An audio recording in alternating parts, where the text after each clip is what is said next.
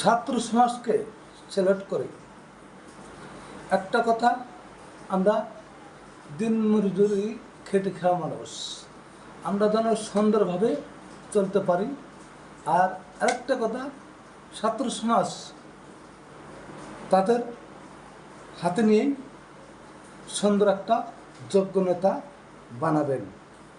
দেশটা সুন্দরভাবে পরিচালনা, অসহায় মানুষ সকলের পাশেই থাকবেন, দেশটা যেন সামনের দিকে এগিয়ে নিতে পারেন। সকলেরই আমরা দোয়া করি ইনশাল্লাহ যেই দলে আসুক তারা যেন সুষ্ঠু ভালো পরিচালনা যেন করতে পারে।